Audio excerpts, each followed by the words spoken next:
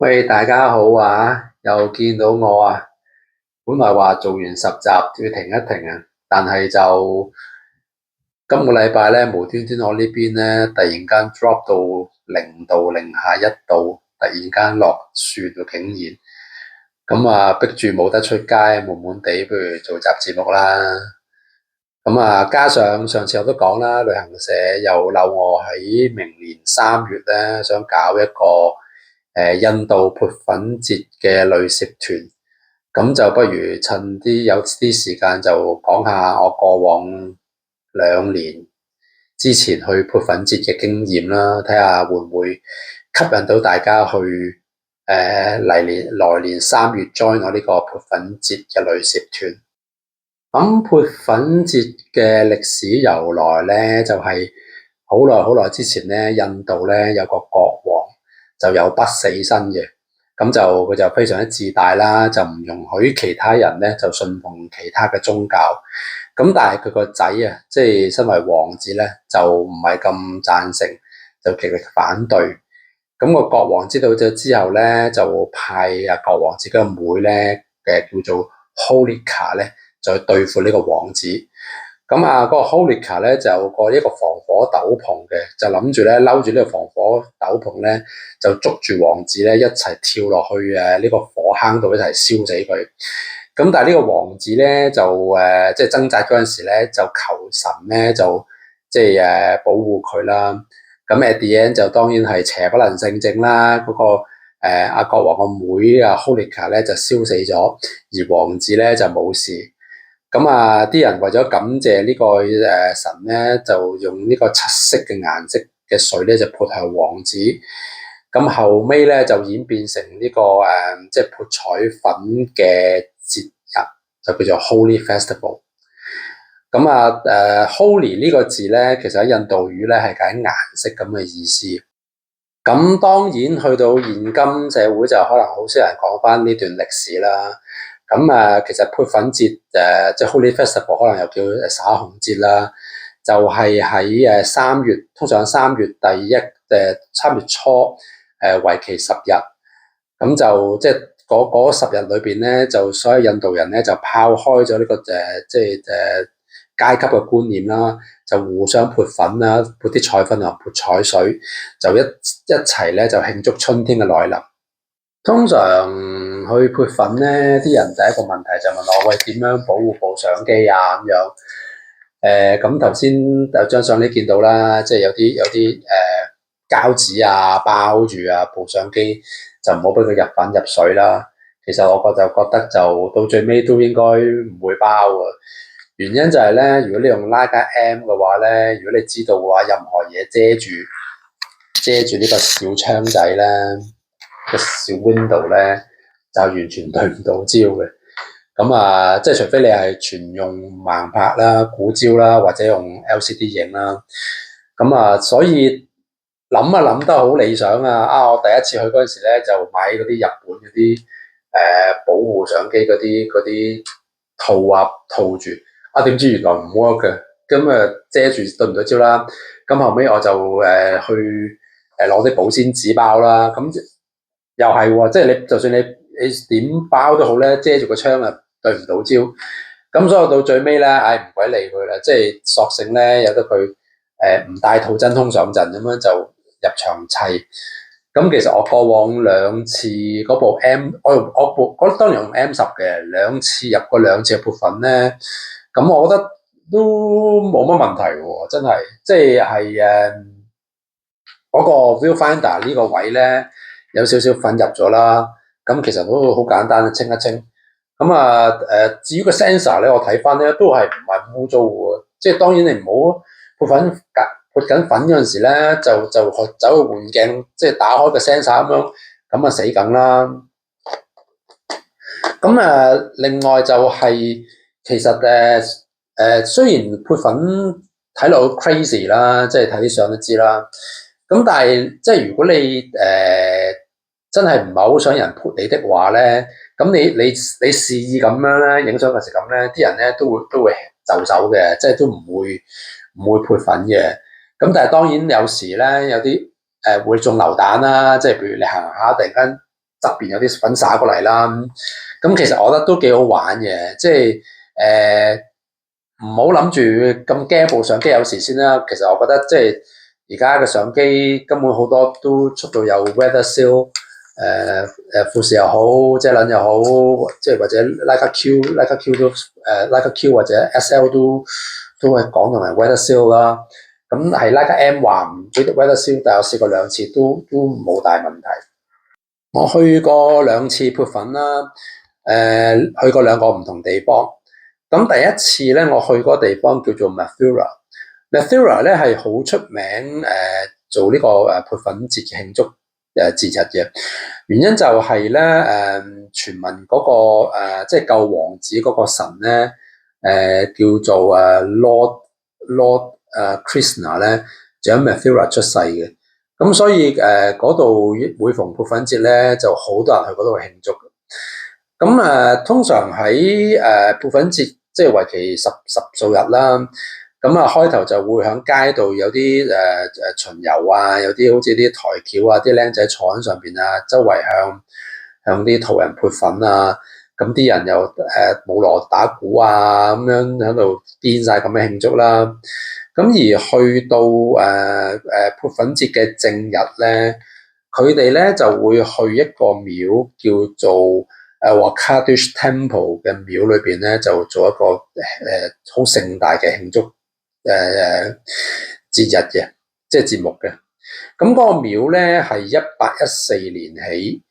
咁你睇啲相就知啊，即係入到去嘅話咧，就全部人癲晒咁樣喺度潑粉啊、跳舞啊、V 哇哇，即係真係插針都唔入嘅。咁頭先講啦，即係其實部相機咧啲粉唔緊要，最驚就係嗰啲場外啲人咧，有時啲射啲顏色嘅水咧，向周圍射㗎，即係無差別周圍射。其實部機咧粉咧，我覺得就唔會入粉唔易壞，入水咧先驚會壞。咁大家可以睇下啲相啦，即係第一年我喺呢個Mathura 嘅廟裏邊影。咁我第2次去影潑粉節咧，都係去 Mathura 呢個小鎮。咁但係即係 Mathura 其實都比較大少少啦，就去 Mathura 附近一個小鎮叫做 Bassana 去影。Bassana 又係好特別出名慶祝潑粉節嘅。咁就係咧喺潑粉節嗰日咧，啲女人咧就攞住啲棍咧係咁起勢搏啲男人，而啲男人咧就攞住嗰啲好似啲筲箕啊鑼咧就保護自己，就俾啲女人係咁搏嘅。咁當然啦，即係我睇落去就應該係玩多過真係好大力咁搏落去嘅。咁即係呢一輯就係喺Bassana 影嘅 Holi 嘅相。咁響Bassana最特別就係呢個慶祝活動啦。咁其次當然啦，即係周圍啲人都有呢個巡遊啊，周圍響啲廣場度跳舞啊、灑粉啊，呢啲就真係走唔甩嘅啦。咁潑粉節旅攝團除咗話影潑粉之外，當然就印度仲有好多其他嘢，好多嘢影啦。譬如 Mathura 附近咧，有個城市叫做 Agra 咧就係泰姬陵嘅地方。泰姬陵就被列為 New Seven Wonders of the World 啦。咁我諗就必定要落一落去見識下嘅。其實我自己有一個 record 就係3年裏邊，我講好多次噶啦。2年裏邊入過3次泰姬陵。我有啲印度嘅朋友，佢話咧，佢呢世都未入過泰姬陵，我反而去過3次。泰姬陵其實都幾多嘢影嘅。泰姬陵附近咧有啲鄉村咧，咁我更加中意去影嘅，因為當地咧好多啲細路仔咧，如果慶祝緊 Holi 嗰陣時咧，都周圍戴啲面具啊，周圍去玩啊、成啊，咁佢哋又好熱情啊，俾你影嘅。咁我都影過，喺嗰度影過唔少相。我覺得去印度影相最特別嘅地方就係咧，每一個印度嘅城市咧都影啲好唔同嘅嘢。咁啊頭先講 Agra 就泰姬陵啦。咁如果再去東行嘅話咧，就有個城市叫 Varanasi。Varanasi 最出名咧就係嗰條恒河啦。咁啊，我都落過去浸過恒河水。咁係乜嘢嘅咧？話咧，即係咪傳說中咁污糟咧？其實我又覺得唔係黑掹掹好似坑渠水嘅。咁雖然你話朝頭早咧，好多人咧去，即係當地人啦，當然當地人啦，去嗰度沖涼啊、抹面啊，甚至嗰度啷口啊。咁啊有一節唔知上游一下游咧，仲係有地方係燒啲屍體嘅。咁但係因為條河流都不停咁喐緊啊，我又覺得又唔係話太污糟啦。咁我都即係為求影相都唔會錫身㗎啦。咁都試過即係除晒鞋咁樣，即係跳落水度間住水嚟落去影相。只係覺得踩落去咧啲即係啲石啊嗰啲底咧就少少滑潺潺啦。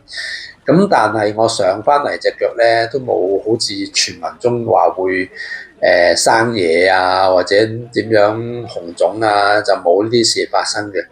所以去得恒河咧就應該我都覺得應該落一落去浸一浸。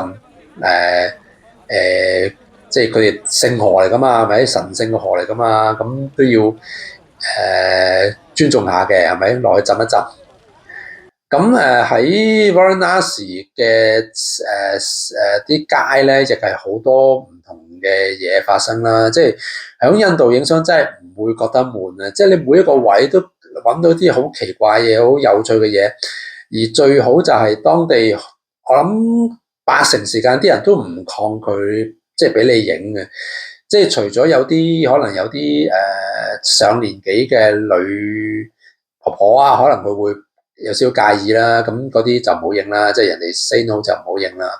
咁其他譬如啲僆仔咧，哇，直情捉住你嚟影啦。咁啊，一般人都響街影都唔大問題。咁喺 Varanasi 附近仲有個好出名嘅即係摔角嘅地方嘅，即係 Mud Wrestling， 5個相撲的大叔，即係嗰啲泥地摔角啊。咁我上次去咧都係專登要即係去 pay a visit 啦，即係實在太得意啊嗰度，即係一班中年人有肚腩嘅喺度打摔角，咁嗰度亦花咗唔少時間㗎啦。當然即係影個痛快嘅可以。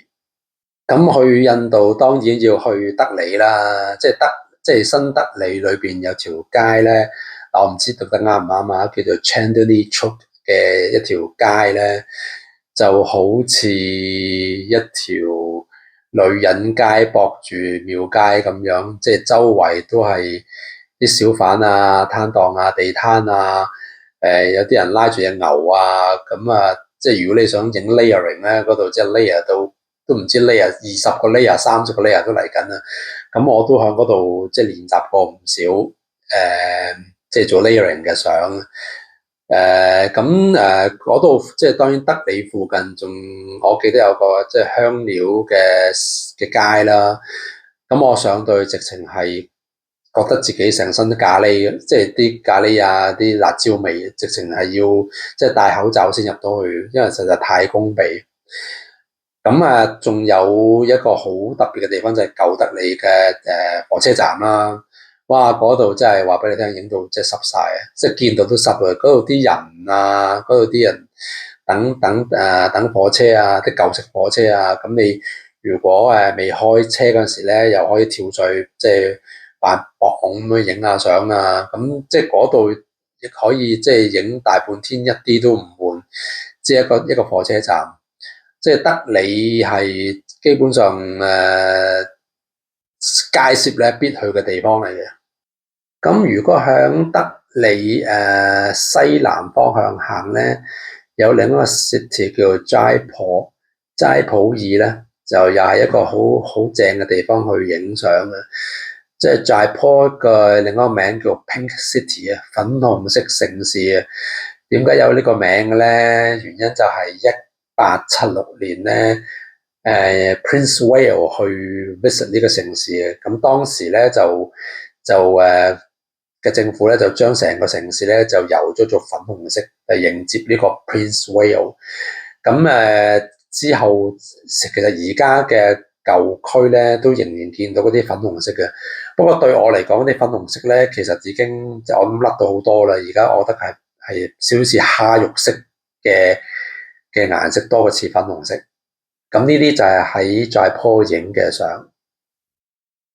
如果再響Jaipur西行嘅話咧，就去到另一個城市叫 Jodhpur 啦。Jodhpur 就係最出名嗰個藍城啦 ，Blue City。我諗大家都記得，即係 Steve McCurry 喺嗰度都影過好多相噶啦。當然最出名就係嗰個 Flying Boys 啦。Jodhpur 就好似一個村落咁嘅一個 Wall City 咁，即係上上落落喺山上邊嘅。就走上走落啦，咁即係當然要自己發掘有咩影啦。咁喺附近咧有個好出名嘅井咧，係呢張相啦。其實呢啲井好多印度咧，仲有好多地方都有嘅，但係聽講話好多地方咧都唔俾人入。唯獨是呢個藍城裏邊呢個井咧，仍然可以啲遊客可以入去啊，同埋當地啲人啲僆仔咧喺度玩水嘅。頭先介紹嗰幾個城市就係主要去即係潑粉節旅攝團會去嘅地方。咁但係當然時間有限啦，同埋路程都比較遠，所以如果你話向東行嘅話咧，就去 Varanasi 嗰邊；如果向西行咧，就會去粉紅城同埋藍城嗰邊。咁就兩邊就唔同嘅。我而家同旅行社傾緊就即係度緊路線啦。其實都未 fix 話向東行啦，抑或向西行嘅。但係今年即係2026年嘅 Holi Festival 嘅正日咧，就係3月4號。我估可能係2月尾出發啦，即係為期即係8至10日啦。而家都仲未決定，因為都要知道去邊幾個城市。但係就一定係喺德里落機啦，就落去Mathura 啦，即係去慶祝 Holi 嘅地方啦。一定會去埋泰姬陵噶啦。呢3個地方基本上就鐵膽一定去嘅。至於東行或者西行嘅話咧，就睇下大家有冇意見，或者如果有冇人有興趣想 join 嘅話咧，就不妨留言或者私信我啦。我都講啦，即係今年就印度政府就開翻，就俾翻中國人同埋香港人咧簽證去印度。旅行社都話俾我聽咧，佢哋已經今年咧有一班大團已經去印度嘅香港人噶啦，即係已經成功，個簽證已經冇問題噶啦。睇下大家會唔會挑戰自己啦？因為即係潑粉，即係影得相嘅話，即係我就會揀啲最好玩嘅地方去影嘅。即係潑粉都真係幾好玩，同埋都幾 challenging 嘅。就忘記咗你部相機會唔會入粉先啦，因為而家搭部相機都係防塵防水噶啦，即係都唔使擔心話有問題。最緊要就係影得開心，同埋即係影到有相翻嚟正咯，係咪？即係咁我 show 咁多相俾大家睇，我諗都可以 prove 到呢樣嘢啦，係咪？今個禮拜係咁多啦，因為都係主要講下即係我想搞個印度旅攝團啦，下年嘅潑粉節旅攝團啦。係咯，即係如果有意見嘅話，不妨留言或者私信我。好啦，睇下會唔會下星期再見啦，拜拜。